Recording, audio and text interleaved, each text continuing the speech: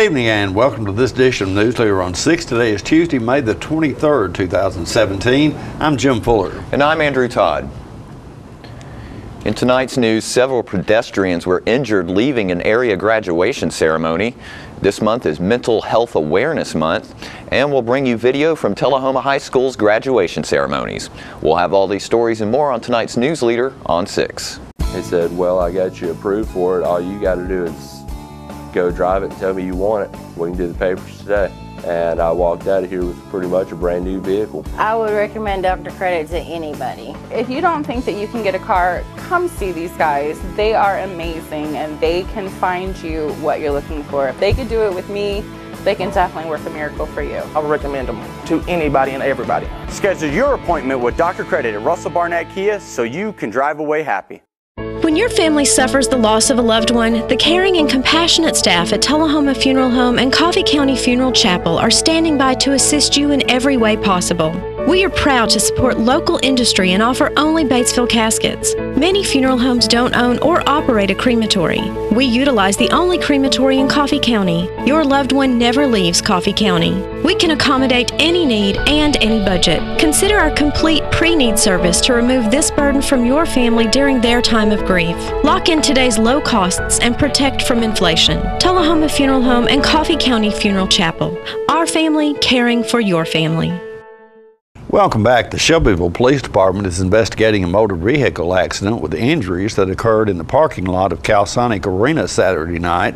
The accident occurred as pedestrians were exiting the arena and making their way to their vehicles following graduation ceremonies for Shelbyville Central High School. 5 pedestrians were injured during the accident. Of those injured, 1 refused medical transport, 3 were transported to St. Thomas Rutherford, and 1 to Tenova Healthcare of Shelbyville. All injuries sustained were considered non-life-threatening. The driver, who police said is from Cedar Rapids, Iowa, was cited for failure to exercise due care. The play 1776 is coming soon to South Jackson Civic Center. John Gray, who himself is a cast member, interviewed some of the other cast members and brings us this video. Hi, I'm Fran Gray, and we're here at South Jackson Civic Center where I'm honored to introduce the directors of our upcoming production, 1776, the musical. With me is Greg Gressel. Greg, it's so good to have you here, and even though you've performed on our stage, you're performing behind the stand now as director. Absolutely, it's an honor. Oh, and Melissa Sharan, assistant director, who's also a great performer here at South Jackson, who is helping direct this wonderful, big, award-winning show. Yes, I'm very happy to do that. Okay. Would one of you tell me about 1776, briefly, the synopsis of the story? Together we might help each other on that, but the story of 1776 is the Second Continental Congress is convening in Philadelphia, and they are coming together trying to sort out this whole concept of independence. And with that in mind, they are coming from all the colonies as a part of the current America that's not quite yet formed, all the different colonies. And as you can imagine, when you get that many people together, you have a lot of disagreement, you have a lot of argument, you have a lot of fun, you have a lot of humor, and you have just an entertaining time, but also a very informational time. Some of the things that our forefathers did and some of the things that they went through in order for us to gain our independence is incredible. And there's parts of this production that is very eye-opening as well. Absolutely. It is, you know, it's historic. We were just talking about how it would be great for middle school kids, high school kids, maybe 5th graders. There's a little bit of language in it. It isn't terrible, but, you know, younger children might be bored too. But it's just a wonderful play. The music is awesome.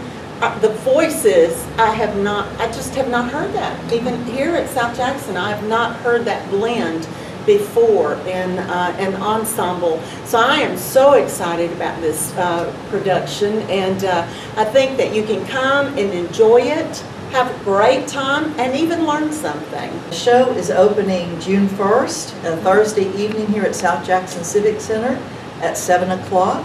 It will play again on Friday night June 2nd at 7 o'clock. And then on Saturday night, June 3rd, we're having a revolutionary gala, and thus my gown for the gala. And we will welcome people at 6 for dinner. We will have a colonial fare, colonial beverages. We'll have extra special entertainment along with it, including the contra dancers from Flat Creek in costume and performing period music, to period music. And we will have a storyteller coming in from Kentucky. And so we are going to have a rollicking, revolutionary, great time on that evening. And then the show will begin at 8 o'clock. And then on the 4th, the closing show on Sunday is at 2:30. So for you who would prefer to come to a daytime show, that'll be made just for you. Tickets are $20. The gala night ticket is $50. And all this goes to benefit South Jackson and upcoming shows and to cover this show, which is a very large production. In addition to these wonderful singers, we have an orchestra that is fabulous, and it's under the direction of Peggy Burton. June 1st, 2nd, 3rd, and 4th. 7 o'clock for the Friday, the Thursday and Friday night. 6 o'clock for the gala on Saturday night, 8 o'clock performance, and 2:30 on Sunday afternoon, the 4th.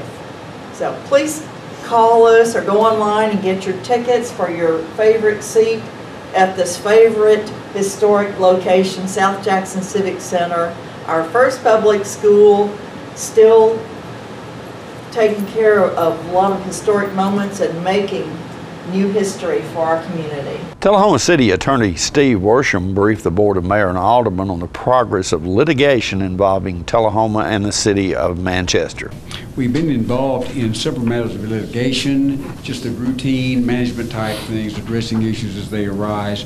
But the most important one is two of them that you'll probably recall regarding the distribution of the liquor tax revenues that we receive from the state. Recently, the court in Coffee County ruled in favor of the city on the motion for summary judgment. The issue in that case was the City of Manchester Board of Education versus the City of Tullahoma, $384,000 they allege we owe them. We deny that we owe them anything. The issue was whether or not those funds follow the student or they're distributed in some other manner, and Judge Jackson ruled in favor of the city that the funds follow the student and they would all come to the City of Tullahoma, and we owe Manchester Board of Education nothing. They immediately appealed to the Court of Appeals. We anticipate that we will win the Court of Appeals. We certainly hope that we will. TML is representing the city as well in that matter. They have 4 other cases. They have already won 3 of them that are in the same posture as the City of Tullahoma at the trial level. So they're all going to the Court of Appeals. So 3 out of 4 of them have been in our favor, and they've indicated that the 4th case was decided on grounds that were perhaps not quite in point, so that perhaps that's not a win for them at all in terms of the overall outcome of that. The other case that's still pending, there were 4 originally, the other case that's still pending is the case involving the City of Manchester versus the City of Tullahoma. They're alleging that they want some of our money too. I don't really believe they have a chance at all of getting any of that, but that matter has been submitted to arbitration and is on hold because this case that's now pending, that's now gone back to the Court of Appeals, will be decisive of the issues in the City of Manchester case. So it will probably be the end of the summer or early fall before the Court of Appeals hears that case, and I'll certainly keep you informed of developments when they arise. Are both of those related to the liquor tax? Yes, yes, both of them. Coffee County and Manchester. Friday night was graduation night for Tullahoma High School seniors. Let's watch as THS Student Body President Katie Beth McGahee participates in the turning of the tassels and tossing of the hats. Class of 2017, we did it. Yell with me one last time. We are. We are. We are. Wildcats, it's time to turn our tassels.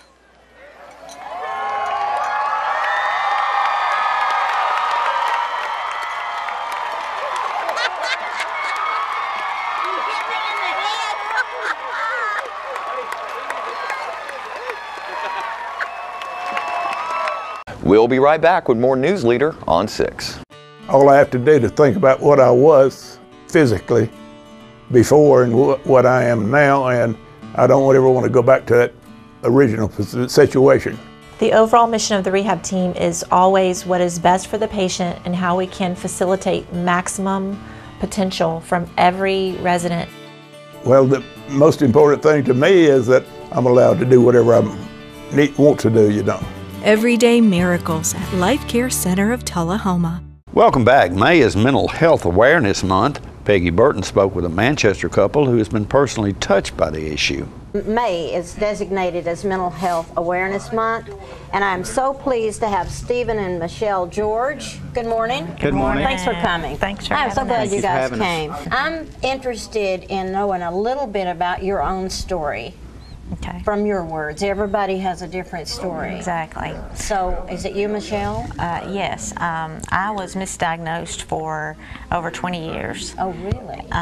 And they had me diagnosed with severe depression and severe anxiety, and I just did not seem to be getting better. And were they pumping you with anxiety pills? Antidepressant, anti-anxiety drugs, and high doses, and it just wasn't working.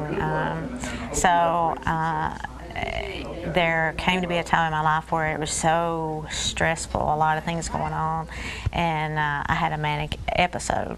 It was just my first manic episode. All right, now for people that don't know what a manic episode is, I'm sure for everybody that is also different. Right. So for you, what did you do in the manic?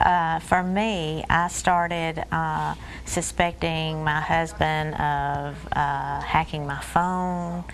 I thought he was cheating on me.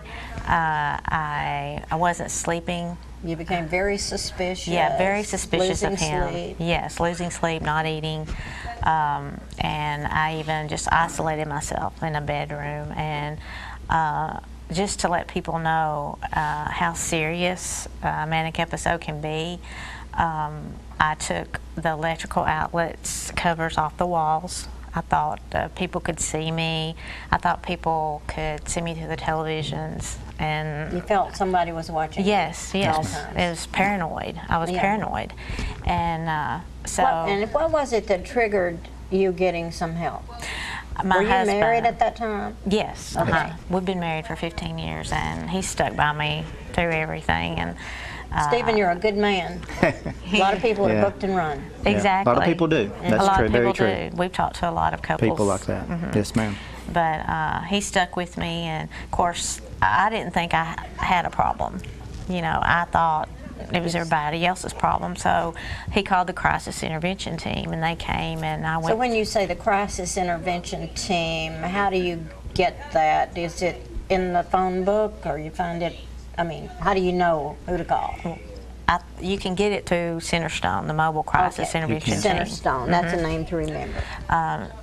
And they came, and they told me I needed to go to the emergency room, which I really didn't. I was mad. I was ticked off, you know, and that's just to be honest. If somebody interfered with your life. And I didn't know what was going on. I thought all those years I had done the right thing. I did everything my psychiatrist told me to. Even what was it that caused you to say she needs help? Well, it was, I knew that wasn't my wife, and there was something going on, you know, abnormal behavior as you heard. So it came to the point that I knew I had to do something, even if it meant cost me my marriage, you know. Loved her, that you love somebody that much, you do what you got to do, and I came to that point where I had to do something, so I called the crisis center, and you did since that then, without her approval. Correct. And you were willing, and that's what a lot of people don't do. They're not willing to take a chance on doing the right thing. Often the right thing hurts. It's not always a good feeling to do the right thing. Yes, ma'am. So I think it's important for people to know. So you did get help. I did. I went to a hospital and ended up getting the same diagnosis as before. And my husband kept in contact with the social worker there. In fact, she told me that he was the most persistent person she had ever dealt with. And he kept telling them, no, this is not right. This is not right. And so they finally got me the right diagnosis on the right medication. And so as a result, you are now on the right medication. And as You've been on this medication for a year, 2 years? A year. For about a year. It's been kind of like a rebirth for me. That's awesome. I look at life totally different. It's like my eyes have been opened for the first time. You know, I'd like to let the public know is mental illness is no different than having diabetes. It's a chemical disorder. It's a chemical disorder, and the quicker you get a diagnosis, the quicker you can get help and live a life that makes some sense. Exactly. Some of the resources for getting help. I think that's so important. We already mentioned the National Association for Mental Health that meets once a month on Thursday evening at, is it 6 or 6:30? 6:30 to 8:30. 6:30 till 8:30 at the First Presbyterian Church. And And that's on Jackson Street in Manchester, right across from the food line. And I think the thing that I'm trying to stress is that there is hope. There's help. There's hope. There's hope and there's help, you know, and I know there's PTH, there's so many things to discuss. And so if you have any questions out there, give me a call and I will ask you guys to come back and we'll try to answer some questions. That'd be great. Thank you. Thank you so much for coming. Thank you for having us. We have to wrap this up. That's okay. We'll meet you again. George and Michelle. I mean, Michelle and Stephen George. That's right. We'll be right back after these messages. It's not invoice. It's not MSRP. It's not Christmas Day, although it may feel like it. It's the lowest prices in Middle Tennessee, period. Get to Stan McNabb Chrysler Dodge Jeep Ram or Stan McNabb Chevrolet Buick GMC Cadillac before these prices are gone forever. Welcome back. Let's watch now as Tullahoma High School class president Michael Salaberti addresses his graduating classmates Friday night at Wilkins Stadium. Welcome. Moms, dads, brothers, sisters, grandparents, aunts, uncles, faculty and staff, and everything in between. But most importantly, the senior class of 2017, to the 95th commencement ceremony at THS. A journey that started 13 years ago now comes to an end as we graduate from Tullahoma High School. People from all walks of life are gathered here tonight to celebrate with us this great accomplishment we've been working towards. Although these years have gone by in the blink of an eye, let us not forget our time spent together, not only at THS, but throughout our entire education. In Miss Dickman's room, I found a yearbook that dates back to 1952. As I flipped through the 50-some-odd pages that are in that particular yearbook, compared to the 300 pages we have now, it was full of black and white pictures, and it averaged about 30 students per grade. On the very first page of the book, it read, "Forward, time marches on, and as each echoing footstep carries us further away from Tullahoma High, even the fondest memories of our school days together grow faint and dim. It is our earnest endeavor to give you a lasting remembrance of the happy years at THS and to endear in your hearts forever the sweetest memories of our alma mater. So now, as we move on from a place that's been such a huge part of our lives, let these special memories travel with you wherever you go. Memories of staying after to finish Miss Carter's tests. I apologize, Miss Carter, I realize I didn't have you, but it seems like every graduation speech includes your long hours of homework or your tests, so I do apologize. The opening night of the theater department's plays, the pep rallies each year, the exciting sports events, proms and homecomings, all your extracurricular activities, and even those parking lot hangouts. Allow those memories to travel with you. Take with you the memories of Tullahoma as well. The late night Waffle House runs, trips to one of the 500 Mexican restaurants we have here in town, or even one of the 500 chicken places. Fall nights when you and your friends would gather and relax the night away in front of a bonfire.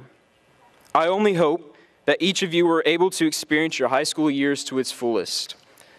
During your school years, you may have heard adults tell you, experience your school years to the fullest. Your high school years will fly by, or enjoy high school while you can because you can't go back. And while all that may be true, we are now about to embark on another journey, no matter what that means for each individual. As some of you might know, one of my favorite TV shows is the award-winning sitcom Parks and Rec. In Season 4, Leslie Knope, the main character, portrayed by Amy Poehler, ran for city council in Pawnee, Indiana. To no surprise, she won, and in her acceptance speech, she said, "With hard work and positivity, a group of people can make a difference. I owe all of it to my friends and my supporters, which I would like to take the time now to do. So thank you to my parents, Dawn and Tony Celebrity, sisters, Brian and Jillian Celebrity, grandmother Kitty Mendeliccio, and all the teachers of THS that have supported me along the way." Ms. Knope continued with, "No one achieves anything alone. So let's embark on a new journey together. Let's break out a map, not the old, out-of-date one that shows us where we've been, but a new, crisp one that shows us where we might go. Let's embark on a new journey together and see where it takes us. Tonight we close this chapter of our lives, but start a new one that is blank and full of endless possibilities. It is up to each of you to continue on with your story, for you are the author of your own lives. I wish each and every one of you a life filled with many blessings, much happiness, and may you never give up on your dream. God bless you all, and God bless this great country. Thank you." More Newsleader on 6 is coming up in a moment. We're losing it, Doctor. Not on my shift. Quickly, brush. Roller. What a transformation. It's gonna be okay. Okay, nothing. At Paintworks of Tullahoma, we specialize in domestic emergencies with Martin Senior Paints. You can be the paint doctor too when you treat your home with Martin Senior interior and exterior finishes. Doctor, we've got another one. Got you covered. Paintworks of Tullahoma. Come see the paint doctor, Stat. Welcome back. An increasing number of people now have their own swimming pool in their backyard. As the weather warms up and pool season is in full swing, let's watch this video to learn more about pool safety this summer.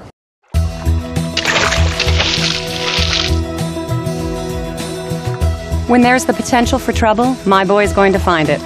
So I pool safely by staying within arm's reach. No matter what kind of pool, lifeguards or not, a designated adult watches the kids. When I'm the water watcher, I move my chair near the edge. I do a regular head count and step in when there's too much horsing around. When there's a group of kids and parents, we always know who the water watcher is, and we always keep track of our own kids. And when swim time is over, when the kids are out of the pool area, is when I make phone calls, respond to texts, and chat with friends.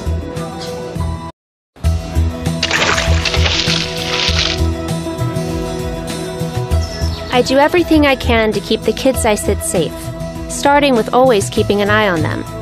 A pool fence is also a super important way to pool safely. It's a physical barrier that keeps kids out of the pool. Fencing needs to be at least 4 feet high, ideally 5, and impossible to climb. It has to have a gate that closes and latches securely on its own, and a latch release knob that cannot be reached by little ones.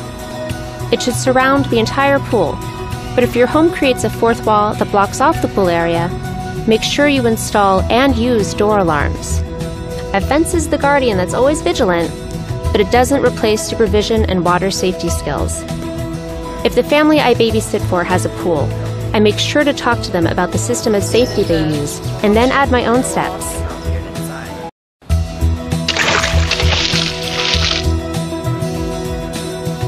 Jake is 3, which means he's quick, agile, and super curious.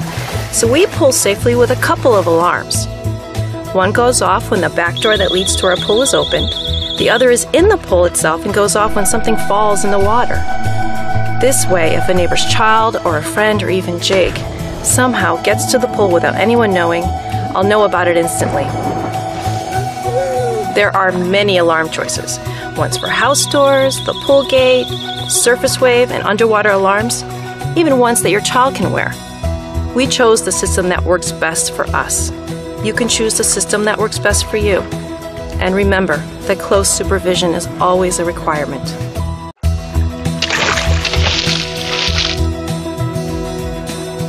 My girl is always curious, and that can be dangerous in a pool or spa. We pool safely by staying away from drains, skimmers, pipe and vacuum lines, and other pool equipment that can pose a danger to swimmers. It may sound strange, but whenever we go to a new pool, I make sure to ask about new safety drain covers.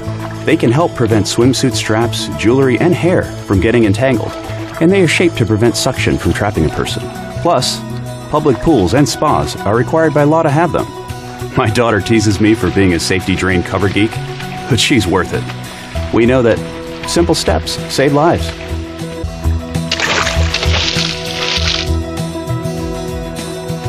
Drownings in close calls are 8 times more likely to happen to kids who can't swim, or to kids being supervised by adults who can't swim. It's why swimming lessons are a crucial water safety step. In fact, swimming is the only sport that can save a life, and lessons are available to kids and adults of all ages. To know what's right for your child, do what I did and ask your pediatrician. Then ask your swim instructor to include other age-appropriate water safety skills. For lessons, try your local Y, American Red Cross chapter, or community pool. But remember, even good swimmers can drown, so make sure there's always supervision.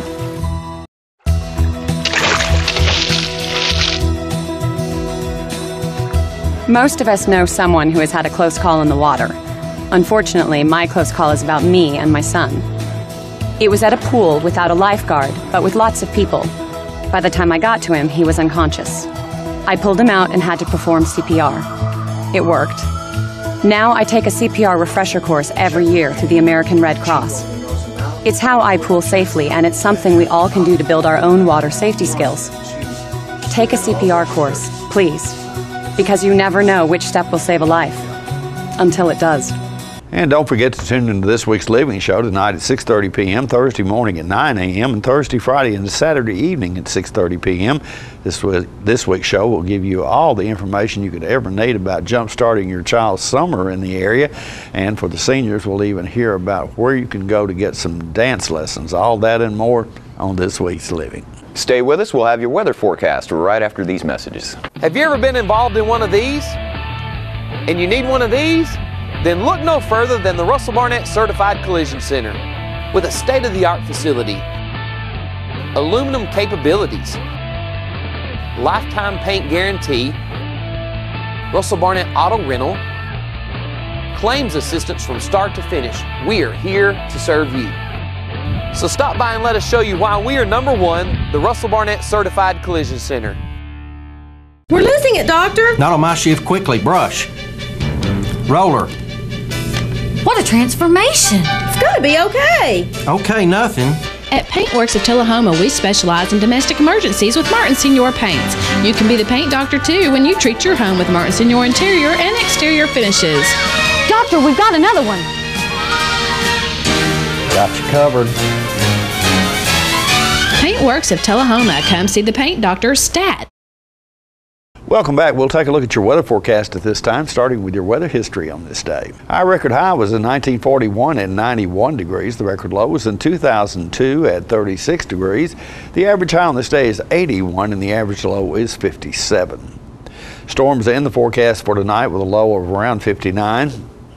Rain continues in the forecast for Wednesday with a high of 64 and a low of 52, and partly cloudy weather expected on Thursday with a high of 68 and a low of 55. And that's our Newsleader report for this evening. We invite you to join us each Tuesday, Thursday, and Saturday at 6, 8, and 10 for Newsleader on 6. You have a good evening. Have a great evening.